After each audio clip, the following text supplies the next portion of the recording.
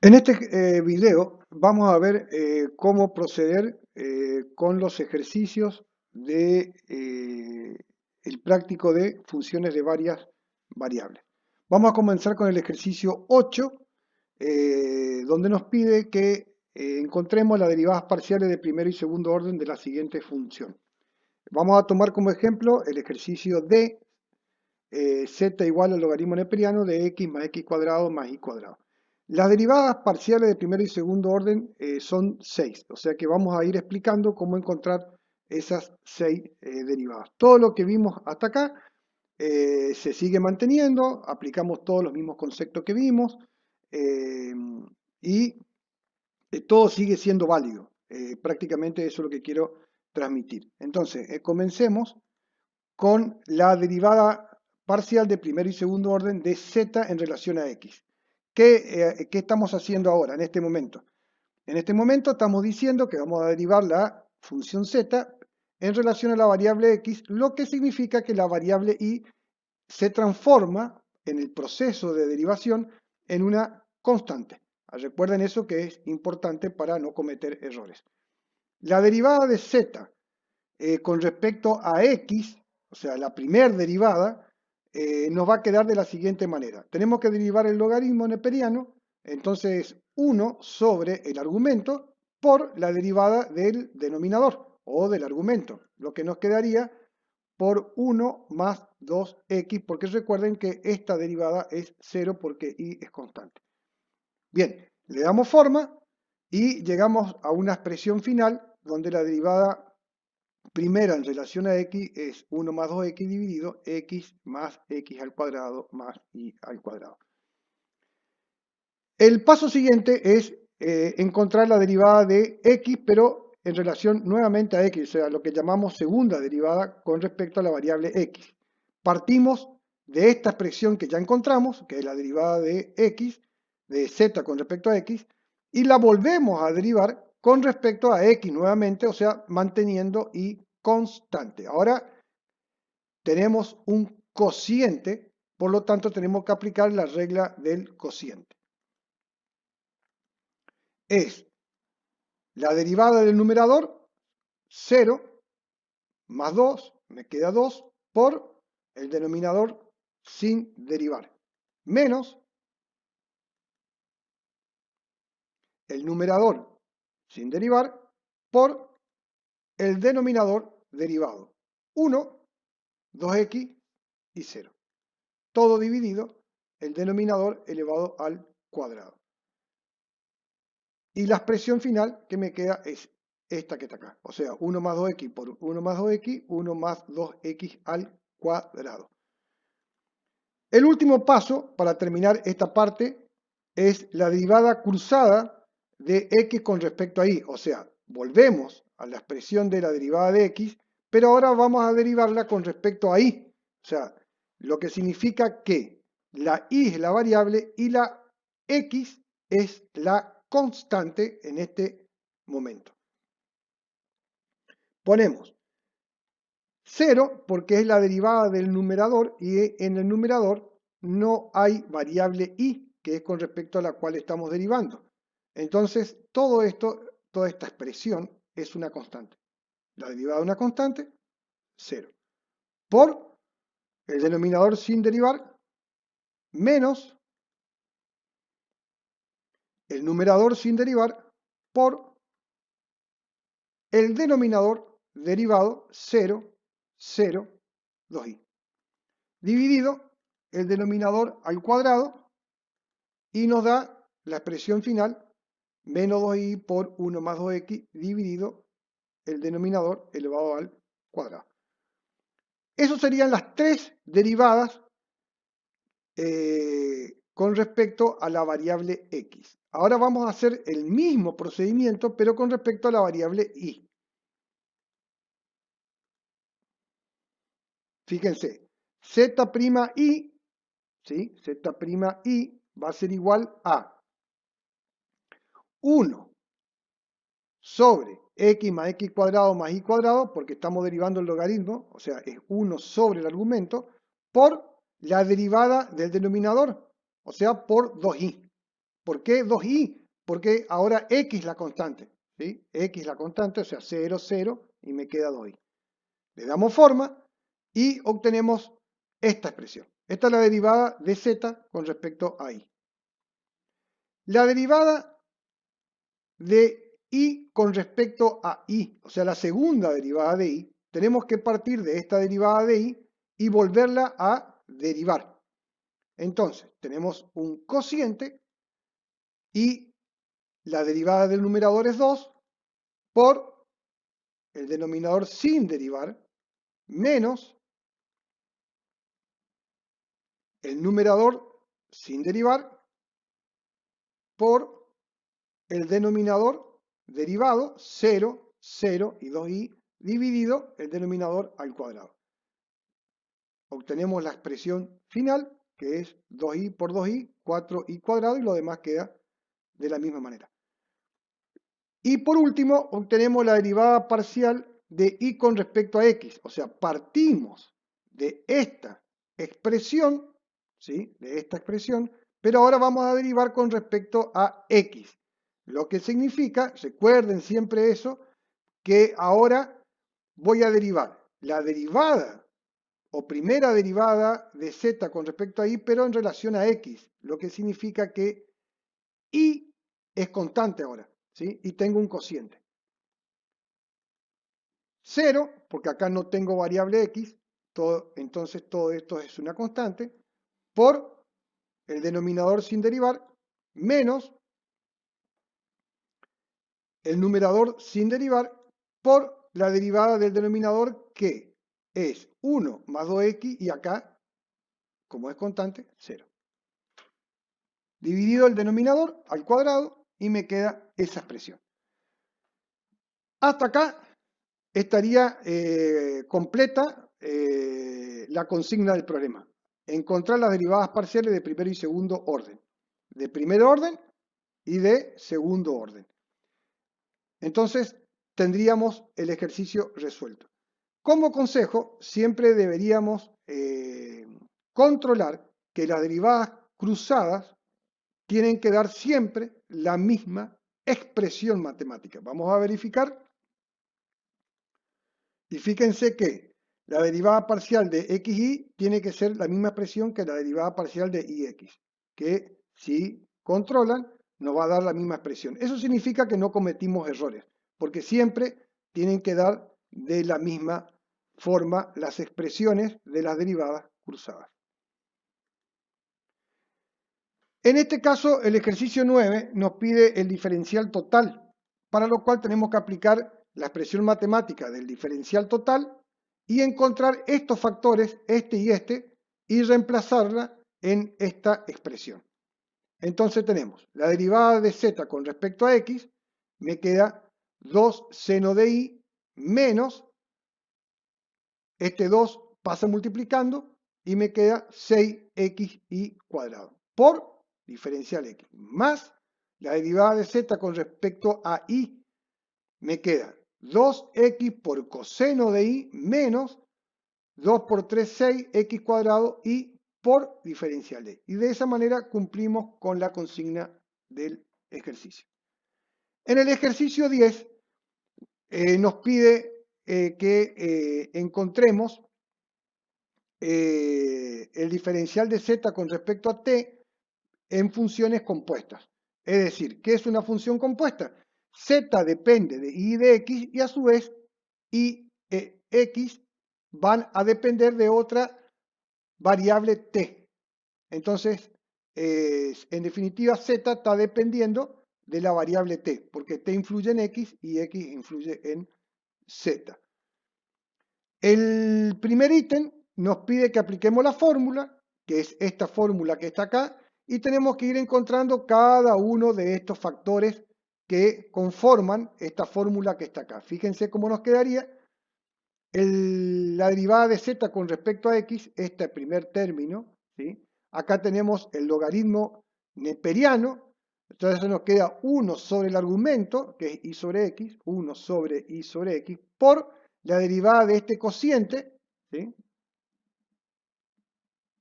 Teniendo en cuenta que estamos derivando con respecto a x, me quedaría la derivada del numerador, que es 0, por el denominador sin derivar, menos el numerador sin derivar por la derivada del denominador, que es 1, dividido el denominador al cuadrado. Le doy forma y obtenemos, o sea, ¿qué quiere decir le doy forma? Simplifico las variables x, simplifico las variables y me queda menos 1 sobre x.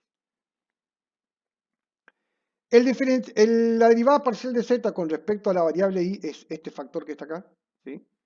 Nuevamente derivo, pero ahora con respecto a la variable y. O sea, 1 sobre el argumento, me queda el cociente, y ahora la variable x es la constante porque estoy derivando con respecto a y. Es la derivada del numerador 1 por el denominador x menos y por la derivada de esta constante, que es 0. O sea, por eso el término ese no está, dividido el denominador al cuadrado. Simplifico y me queda 1 sobre i. Ahora tengo que obtener la derivada de x con respecto a t. Entonces me queda, la derivada del coseno me queda menos seno, y la derivada de y con respecto a t me queda 2. Reemplazo en esta expresión y obtengo este resultado que está acá. Seno de t sobre x más 2 sobre y. Una vez que llegué a este momento del desarrollo, ahora tengo que reemplazar la variable x y la variable y en función de la variable t. Entonces, x es coseno de t y es 2t. Acá y lo reemplazo por 2t y x lo reemplazo por coseno de t. Seno sobre coseno es tangente y 2 con el 2 se va, o se simplifican, y me queda 1 más t. Bueno, ahí terminé esta parte del ejercicio. ¿Sí? En el ítem 2 nos pide que comprobar reemplazando previamente x o y. ¿Qué tenemos que hacer? En z, reemplazar y por 2t y reemplazar x por coseno de t y después volver a derivar con respecto a t. Entonces nos va a dar directamente la misma expresión cuando derivo z en función ya no de x de y, sino de t. O sea, me quedaría esto, z igual logaritmo neperiano, reemplazo y por 2t y reemplazo x por coseno de t. Derivo, ¿sí?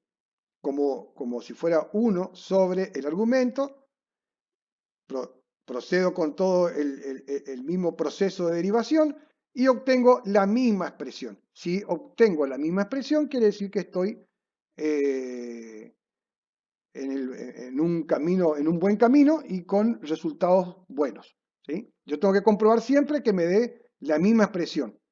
Por eso acá dice comprobar.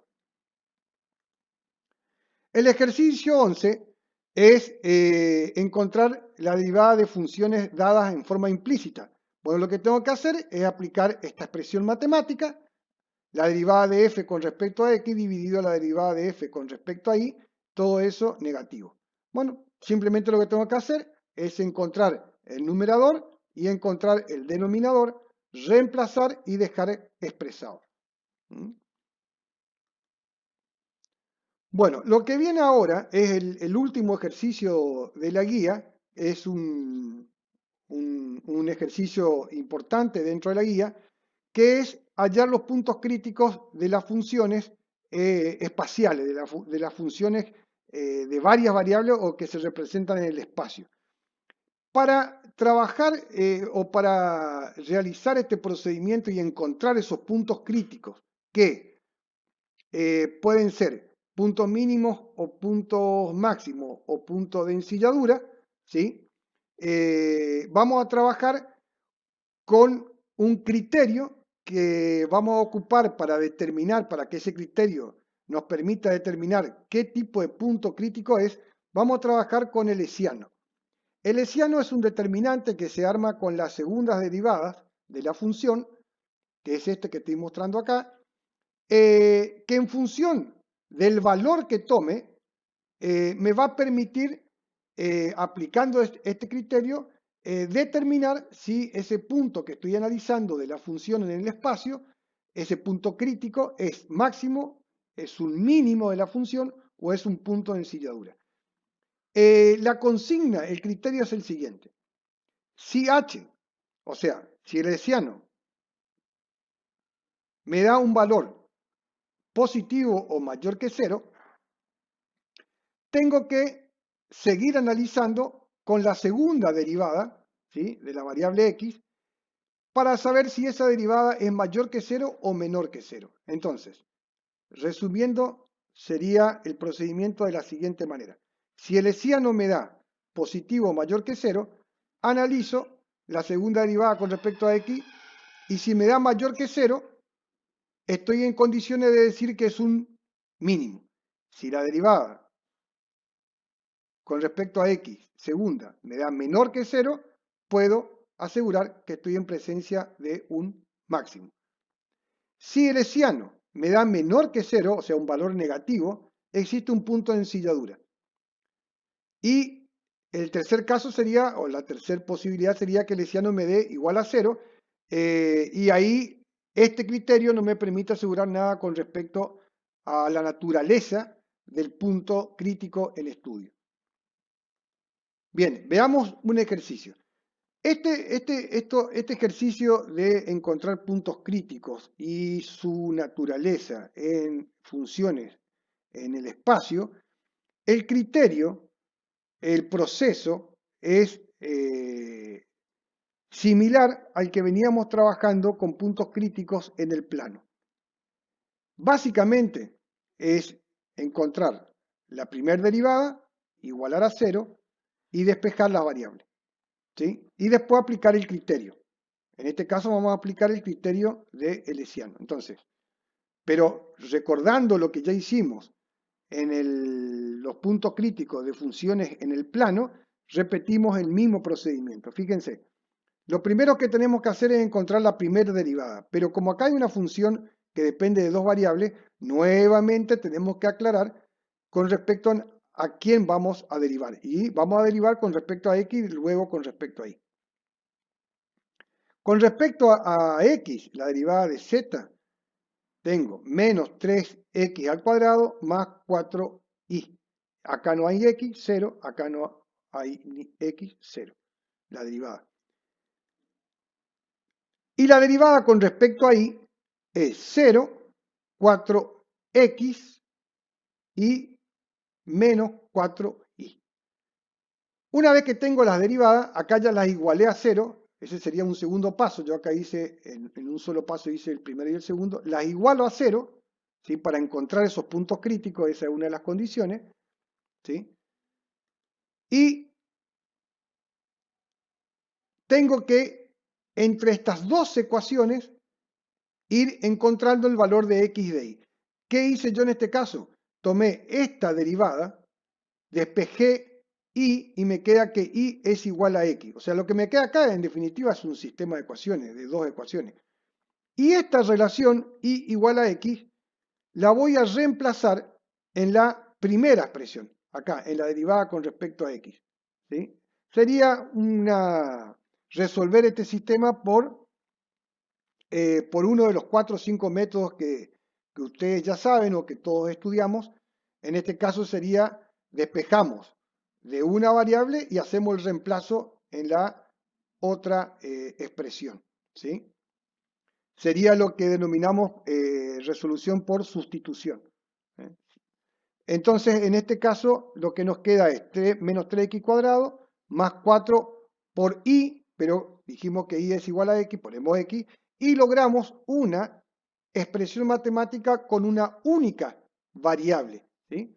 Que ese es el fin de los procesos o de los procedimientos de resolución de los sistemas de ecuaciones. O sea, tener una ecuación con una sola incógnita. Nos queda una ecuación cuadrática, acá pueden aplicar la resolvente, o pueden sacar factor común x y despejar o ir viendo cuáles serían los resultados. Pero suponiendo que apliquen la resolvente, van a llegar a dos valores de x, uno es 0 y el otro es 4 tercios. Eso significa que como hay dos valores de la variable x, va a haber dos puntos críticos, ¿sí?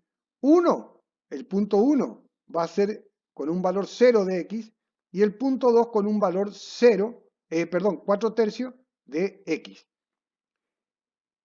Vamos a trabajar con este punto, el P1. Tomamos el valor 0 de x, lo reemplazo acá y obtengo el valor de y, también 0. Y después tomo el valor de x y el valor de y, 0 y 0, y lo reemplazo en z. 0, 0, 0, y me da 1. Quiere decir que cuando la función z toma el valor 0 para x y 0 para y, el valor de z, la tercera coordenada, es 1. Y me queda definido las coordenadas del punto. Y el mismo procedimiento para el punto 2. Tengo dos puntos, o sea, tengo que analizar cuál es la naturaleza de esos dos puntos, es decir, si es un máximo, es un mínimo o es un punto de ensilladura. Para lo cual, a partir de ahora voy a trabajar con el hessiano para determinar la naturaleza de estos puntos que encontré hasta ahora. Tengo el hessiano, encuentro los factores que forman el determinante, ¿sí? El primero, z'(xx), o sea, la segunda derivada con respecto a x. Parto de la primera, derivo con respecto a x nuevamente, menos 6x, más, como no tengo variable x, 0. O sea, me queda menos 6x. Y lo mismo procedo con los factores restantes, zii, zxi y zix. Por ejemplo, por ejemplo, zxi es la derivada de x con respecto a y. O sea, me da 0 y acá me queda un 4, por lo tanto pongo 4. Reemplazo. Recuerden ustedes que cómo se resolvía el